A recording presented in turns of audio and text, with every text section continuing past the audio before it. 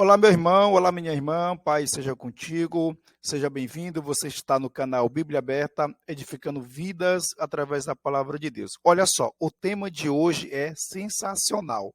É um tema simples, objetivo. A Bíblia interpreta a própria Bíblia. Existem vários princípios de interpretação na hermenêutica. A Bíblia, interpretando a Bíblia, é um deles.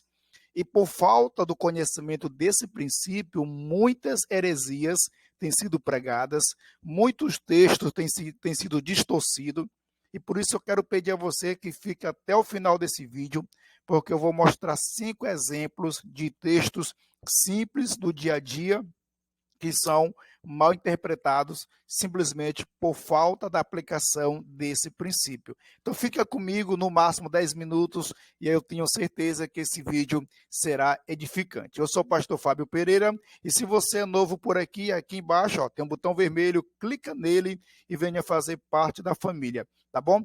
Não esqueça de deixar o teu like, de compartilhar, curtir e assim você está abençoando esse canal para que nós possamos crescer e alcançar mais pessoas. Olha só, o conteúdo desse vídeo de hoje, nós vamos trazer o conceito, certo? Do que é a Bíblia, interpretando a Bíblia. Eu vou apresentar 5 versículos mal interpretados. 5 versículos mal interpretados. A promessa da salvação, oração de madrugada, oração coletiva, usos e costume, examinar as escrituras. Com certeza você já ouviu falar de algum desses temas aqui no dia a dia aí a ouvir a pregação. Mas olha só o que vamos aprender aqui. Vamos começar pelo conceito, mas antes eu quero trazer esse texto, né? Uma das principais razões pelas quais existe grande parte de desacordo é simplesmente que alguns textos bíblicos são exatamente difíceis de interpretar. Pedro deixou isso bem claro. Existem sim textos difíceis de interpretar. Porém, os textos que vamos apresentar aqui são textos simples que são mal interpretados pela falta da aplicação do princípio a Bíblia interpreta a Bíblia. Vamos lá. Começando aqui o conceito, certo? Mas, olha só, a Bíblia interpreta a própria Bíblia, como dizia Lutero, né? A Bíblia é sua própria intérprete. Quando seguimos esse princípio, a nossa interpretação das Escrituras é regulada pela própria Escritura, não algo externo a elas. O que é isso? Aqui nós estamos afirmando que a Bíblia ela não se contradiz. A Bíblia não se contradiz. A Bíblia não pode afirmar uma coisa em um livro e depois desafirmar em outro livro. Então, o estudante da Bíblia Sagrada ele precisa ter esse entendimento que a Bíblia não se contradiz, ela se interpreta a si mesma. Por isso é necessário você conhecer esse princípio, porque você vai aprender a analisar o contexto do que você está lendo, e às vezes o contexto pode ser até a Bíblia completa, tá bom? É isso que eu quero apresentar para você aqui com 5 exemplos básicos e objetivos.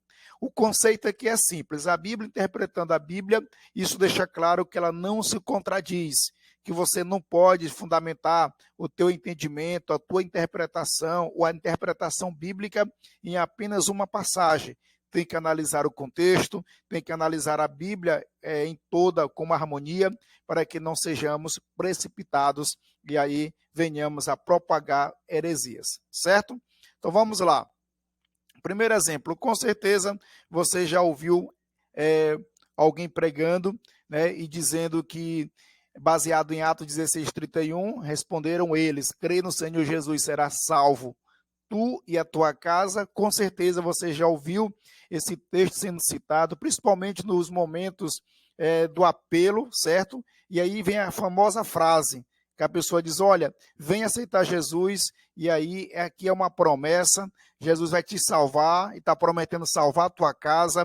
Se você já ouviu essa pregação, alguém dizendo, usando esse texto para dizer que é uma promessa, onde você vai ser salvo e também a tua família vai ser salva, deixa aqui no comentário aqui se você já ouviu esse tipo de pregação. Olha só, essa interpretação popular, esse texto é interpretado como uma promessa aos que creem em Jesus. Tu e a tua casa serão salvos. Se você aprendeu assim, deixa aqui no comentário. Eu quero saber quem aprendeu assim e também quero saber quem não aprendeu assim.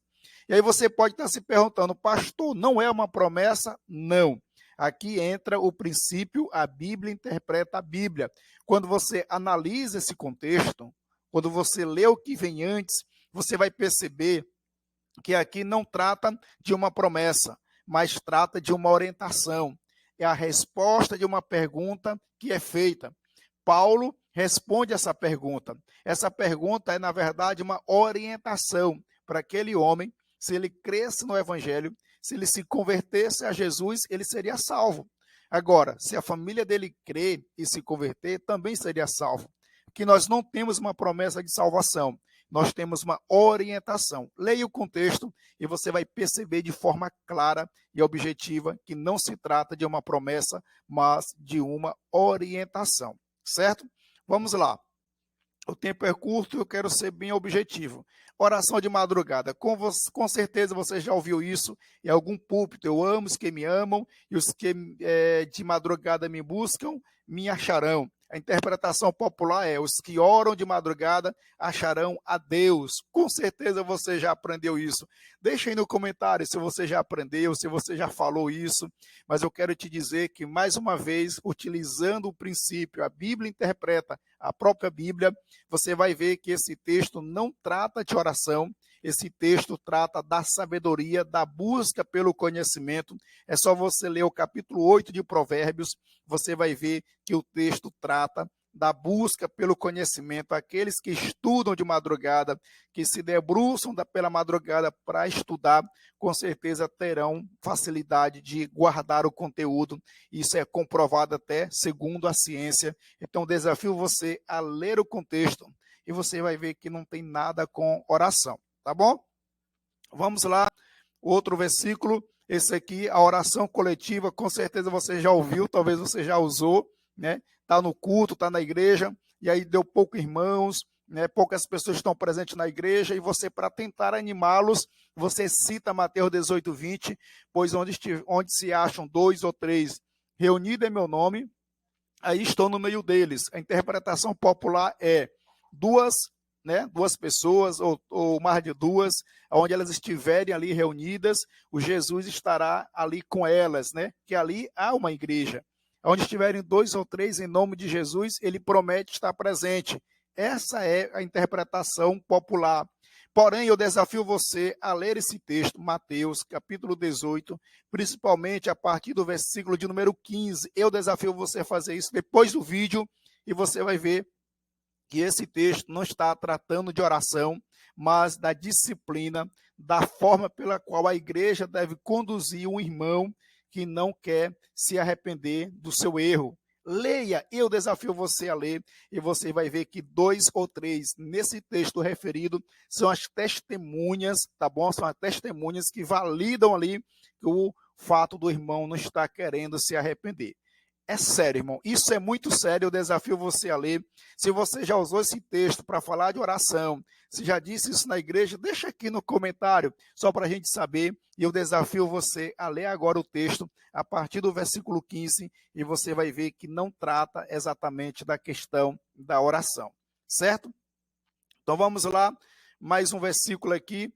Usos e costumes, com certeza você também já viu, né, alguém citando 1 Pedro 3:3, né, e baseado nesse texto vai dizer que as mulheres não devem usar enfeites, tranças, joias de ouro e vestidos luxuosos. É o famoso usos e costumes. Então, olha só, quando você ler esse texto, né, a gente aprende e nos ensinam isso, né, as pessoas fazem a exposição dessa forma, dentro do usos e costume. Agora, considerações. Quando você lê a partir do verso 1, você vai perceber que Pedro está ensinando como as esposas de maridos não crentes devem proceder para ganhar o companheiro para Jesus.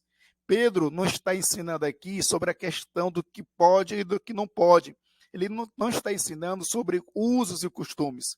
Quando você ler o contexto, você vai perceber que Pedro ele está falando para mulheres que eram crentes, esposa de escravos, certo?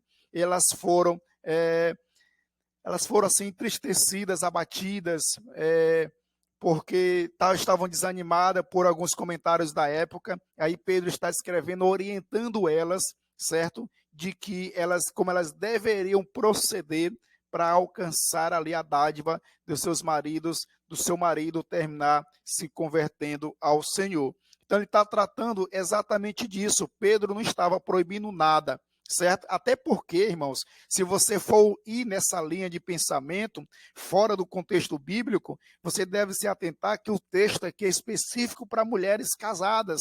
Nesse caso, né, as irmãs solteiras ficariam de fora e poderiam usar o que quisessem. Então, é sem lógica. Concorda comigo? Faz sentido? Então, deixa no comentário aí o que você achou. E se vocês quiserem, eu trago uma exposição mais aprofundada exatamente sobre essa passagem, para mostrar para você com detalhes que aqui não trata de usos e costumes. Pedro não estava proibindo nada, ele estava dando ali uma orientação para as mulheres como elas deveriam proceder.